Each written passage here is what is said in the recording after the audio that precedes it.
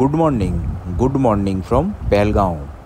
আপনারা যারা আগের ভিডিও আমার দেখেছেন তারা নিশ্চয়ই জানেন যে এই সিরিজটা চলছে পুরো কাশ্মীর সিরিজের ওপরে। আর আমরা গতকাল চলে এসেছি শ্রীনগর থেকে পেহেলগাঁওতে আমাদের 2 নাইট 3 ডেজ প্ল্যান। তো আজকের হচ্ছে দ্বিতীয় দিনের সকালবেলায়। আর আজকের আমাদের প্ল্যান এখানকার যে সাইট সিইং হয় Aru valley, Betaab valley, Baisaran valley আর চন্দনওয়ারি, এই 4টে স্পটকে ঘুরে দেখা। চলো তাহলে যাওয়া যাক। তো আমাদের দিনের প্রথমেই প্ল্যান ছিল ব্রেকফাস্টটা এখানেই করে নেওয়া, নিয়ে আর গাড়ি করে বেরিয়ে যাওয়া। তো সকালে ব্রেকফাস্ট কিনতে বেরিয়ে দেখি এই ঘোড়াদের রাস্তা দিয়ে আনাগোনা। পরে জানতে পারলাম এই ঘোড়াগুলো নিয়ে যায় বৈশরণ ভ্যালি, বা যেটাকে বলা হয় মিনি সুইজারল্যান্ড। তো যথারীতি আমরা ব্রেকফাস্ট করে গাড়িতে করে আমাদের প্রথম ডেস্টিনেশনের উদ্দেশ্যে বেরিয়ে পড়েছিলাম। আর আমাদের প্রথম ডেস্টিনেশন ছিল আড়ু ভ্যালি। রাস্তার দুধারের প্রাকৃতিক সিনারি দেখতে দেখতে কখন যে সময় কেটে যায় তো আপনি নিজেও বুঝতে পারবেন না। কত সুন্দর লোকেশান, কি দারুণভাবে নদীটা বয়ে চলেছে। আর রাস্তা, তার দুধারে ঘরবাড়িগুলো স্ট্রাকচারটাও একটা অন্যরকম। আর দূরে দেখা যায় বরফাবৃত পাহাড়। পুরো জিনিসটাই কেমন যেন একটা রোমাঞ্চকর। চলুন তাহলে দেখে নেওয়া যাক আর এগিয়ে যাওয়া যাক আড়ু ভ্যালির দিকে।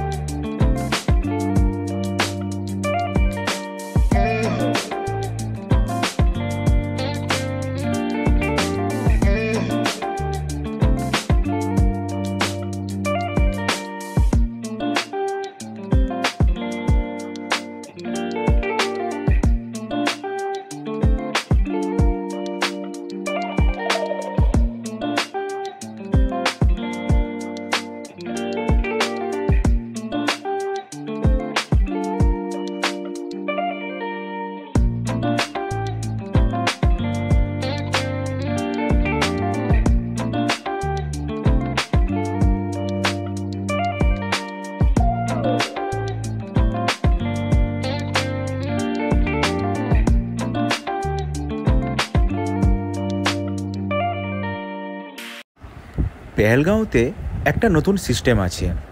আপনারা যে গাড়িগুলো শ্রীনগর থেকে হোক আর যেখান থেকেই হোক না কেন পেহেলগাঁওতে আসবেন, সেই গাড়িগুলো কিন্তু আপনাকে পেহেলগাঁও সাইট সিইং করাতে পারবে না, যতদূর আমরা জানতে পেরেছিলাম। তো আমাদেরকে পেহেলগাঁও থেকে একটা গাড়িকে বুক করতে হয়েছিল। তো আমরা বাজেট ফ্রেন্ডলি গাড়ি ইকোকে বুক করেছিলাম। তো এই ইকো গাড়িটা আমাদের নিয়েছিল 2100 টাকা। আর তার বিনিময়ে আমাদের ঘুরিয়ে দেখেছিল আড়ু ভ্যালি, বেতাব ভ্যালি আর চন্দনওয়ারি, এই 3টে স্পটের জন্যে টাকা নিয়েছিল 2100 টাকা। আর আমরা ছিলাম গ্রুপে 6 জন।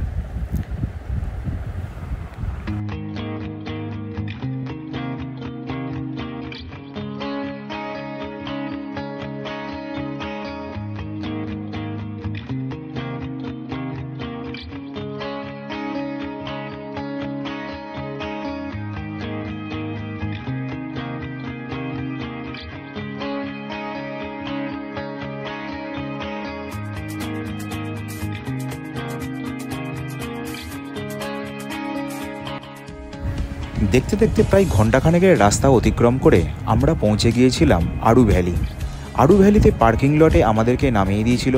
সেখান থেকে 300-400 মিটার হেঁটে আমরা পৌঁছে গেছিলাম আড়ু ভ্যালিতে টিকিট কেটে আমরা প্রবেশ করেছিলাম আড়ু ভ্যালির মধ্যে।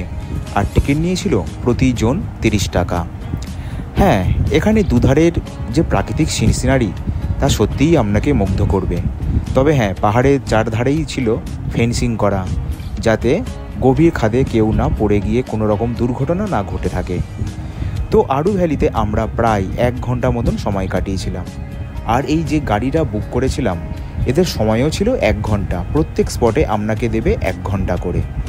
তো আড়ু ভ্যালি ঘুরে আমরা বেরিয়ে পড়েছিলাম আমাদের দ্বিতীয় ডেস্টিনেশনের জন্য, আর সেটা হলো চন্দনওয়ারি। চলুন তাহলে দেখে নেওয়া যাক।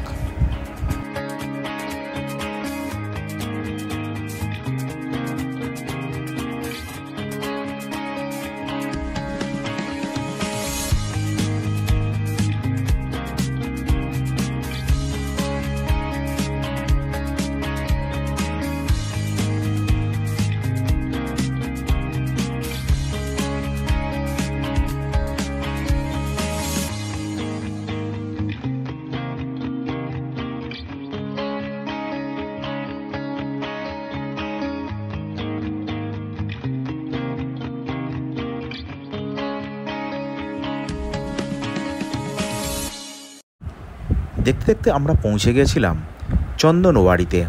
চন্দনওয়াড়িতে কিন্তু তখনও কিন্তু বেশ ভালোই বরফ ছিল। ওখানেও কিন্তু আপনাকে স্নো বুট নেওয়ার জন্যে জোরাজুরি করছিল, কিন্তু আমরা আর স্নো বুট নেইনি। আমরা আমাদের নর্মাল এতেই আমরা পৌঁছে গেছিলাম চন্দনওয়াড়ির বরফের ওপরে।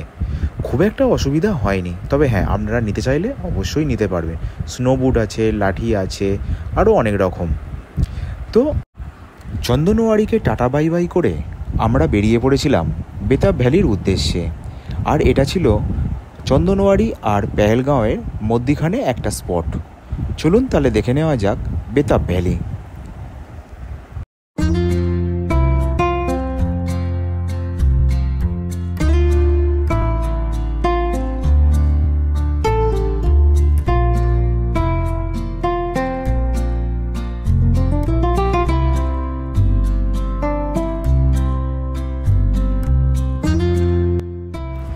এটাই ছিল বেতাব ভ্যালি। বেতাব ভ্যালির জন্য কিন্তু জনপ্রতি 100 টাকা করে লাগে।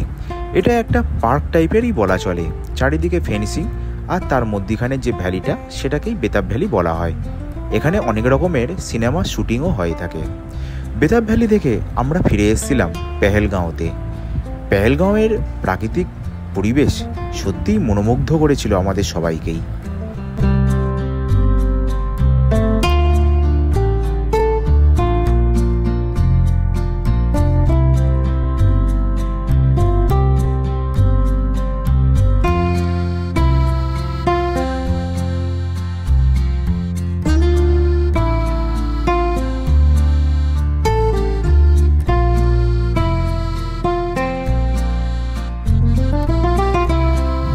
আজ তাহলে এই পর্যন্তই থাক। ভিডিওটা যদি ভালো লেগে থাকে অবশ্যই লাইক, শেয়ার এবং সাবস্ক্রাইব করে দেবেন। দেখা হচ্ছে তাহলে পরের ভিডিওতে। ততক্ষণের জন্যে টাটা।